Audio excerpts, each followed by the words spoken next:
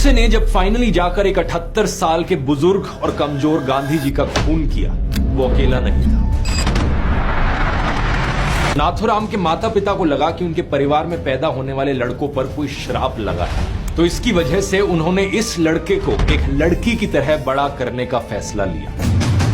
गोडसे और आप्टे जब पूना से बॉम्बे जाने के लिए निकले तो उन्होंने खुद ही अपना कवर ब्लो कर दिया। इस पॉइंट पर गांधी की हत्या करने का ये पूरा प्लान गड़बड़ा जाता है। ये पहली बार था जब गांधी की हत्या के अक्यूज्ड सभी लोग एक साथ मौजूद थे। सावरकर ने इन सबको कहा, सफल होकर वापस आओ, लेकिन सवाल ये उठा कि गांधी को मारेगा कौन। गोडसे ने इस पूरे मर्डर प्लान से खुद को सेफ रखने के लिए एक अलग प्लान बना रखा था। इसकी प्लानिंग में 1 साल से ज्यादा का समय लगा और इसमें ऐसे ऐसे लोगों के नाम सामने आते हैं जिन्हें सुनकर आप भी हैरान हो जाएंगे।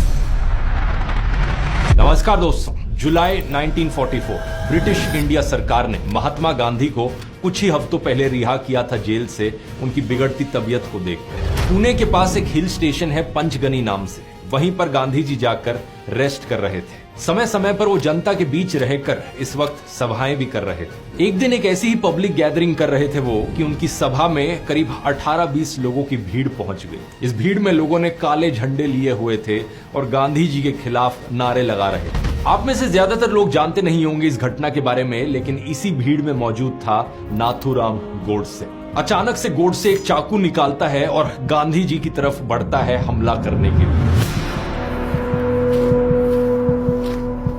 लेकिन आसपास खड़े लोग उसे रोककर पकड़ लेते हैं। गांधी जी हैरान थे कि आखिर था कौन ये बंदा और क्यों उन पर हमला करना चाह रहा था। ये गोडसे को अपने पास बुलाते हैं और कहते हैं कि आप 8 दिन तक मेरे साथ रहो, जिससे हम एक दूसरे को समझ सके। लेकिन बताया जाता है कि गोडसे ने इस ऑफर को रिजेक्ट कर दिया और गांधी के कहने पर गोडसे को उस वक्त छोड़ दिया गया। असल में बात क्या है दोस्तों कि 1948 की एक्चुअल असैसिनेशन से पहले महात्मा गांधी को मारने की कई बार कोशिश की गई थी और गोडसे ने जब फाइनली जाकर एक 78 साल के बुजुर्ग और कमजोर गांधी जी का खून किया, वो अकेला नहीं था। ये एक बहुत ही सोची समझी गई लंबी चली साजिश थी जिसमें कई सारे लोग जुड़े थे। इसकी प्लानिंग में 1 साल से ज्यादा का समय लगा और इसमें ऐसे ऐसे लोगों के नाम सामने आते हैं जिन्हें सुनकर आप भी हैरान हो जाएंगे। आइए जानते हैं महात्मा गांधी के असैसिनेशन की पूरी कहानी आज के इस वीडियो में।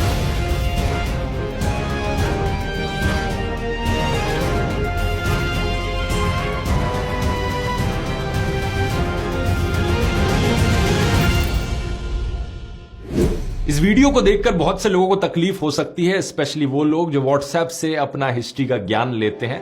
तो उन लोगों के लिए मैं बताना चाहूंगा, जो कुछ मैं इस वीडियो में कह रहा हूं उसके पीछे एक क्रेडिबल सोर्स है।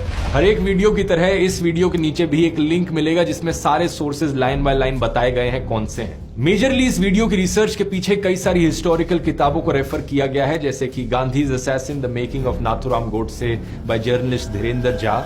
इसके अलावा एक किताब है the murderer the monarch and the fakir, a new investigation of Mahatma Gandhi's assassination. इसके अलावा कई और रिसर्च पेपर्स और आर्टिकल्स का भी इस्तेमाल किया गया है। सबसे पहले नाथूराम गोडसे के बारे में थोड़ा जानते हैं। आखिर कौन था ये इंसान? गोडसे का जन्म हुआ था 19 मई 1910 को। अपने माता पिता को पैदा होने वाली ये चौथी संतान थी, लेकिन इससे पहले जितने भी लड़के पैदा हुए थे वो बचपन में ही मर गए थे, जबकि उनकी लड़की जिंदा रही। तो नाथूराम के माता पिता को लगा कि उनके परिवार में पैदा होने वाले लड़कों पर कोई श्राप लगा है, तो इसकी वजह से उन्होंने इस लड़के को एक लड़की की तरह बड़ा करने का फैसला लिया। सही सुना आपने, बचपन में ही नाथूराम के नाक छिदवा दिए गए थे ताकि उसे एक नोज रिंग पहनाई जा सके। हिंदी में नोज रिंग को नथ कहते हैं। स्कूल जाने से पहले तक ये सिर्फ लड़कियों के ही कपड़े पहना करता था और इसे लड़की की तरह ही ट्रीट किया जाता था। असलियत में इस लड़के का जो ऑफिशियल नाम था वो था रामचंद्र विनायक गोडसे, लेकिन नथ पहनने की वजह से इसका नाम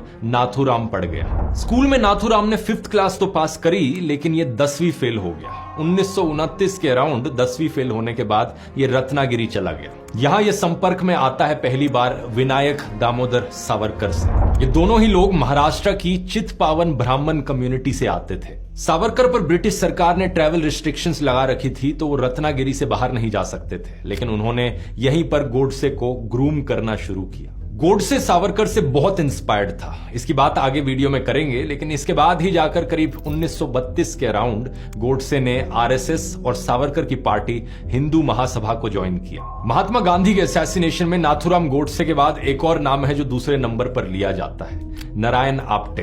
ये फोटो आप देख सकते हैं। नारायण आप्टे भी चित्पावन ब्राह्मण कम्युनिटी से आता था और 1938 में ये सावरकर का फॉलोअर बना। आप्टे वैसे तो शादीशुदा था, लेकिन धीरेन्द्र झा अपनी किताब में बताते हैं कि इसके कई लड़कियों के साथ अफेयर्स थे, जिनमें से एक अफेयर के बारे में मेंशन करना बनता है। एक 18-19 साल की क्रिश्चियन लड़की मनोरमा के साथ अफेयर। 1946 में आप्टे ने मनोरमा को अपनी वाइफ बताकर सावरकर से भी मिलवाया था, लेकिन आप्टे की गोडसे से मुलाकात इससे करीब 4 साल पहले 1942 में हुई, जिसके बाद इन्होंने साथ में मिलकर एक हिंदू राष्ट्र दल नाम से एक संगठन शुरू किया। इसके बाद इन दोनों ने अग्रणी नाम का एक अखबार भी शुरू किया था, जिसका एडिटर गोडसे बना। ये वही अखबार था जिस पर बाद में जाकर इसके एंटी मुस्लिम स्टांस की वजह से इस पर पेनल्टी भी लगी थी। इसी अखबार में गांधी जी के खिलाफ नफरत उगलने वाले आर्टिकल्स छपते थे। एक आर्टिकल इसमें छपा जिसकी हेडलाइन थी गांधी आत्महत्या कर लो, जिसमें गांधी को इंडियन पॉलिटिक्स से अलग होने की सलाह दी गई। गोडसे के दिमाग में किस हद तक नफरत भरी हुई थी और वो किस तरीके का आदमी था, यह आपको इस बात से पता लग सकता है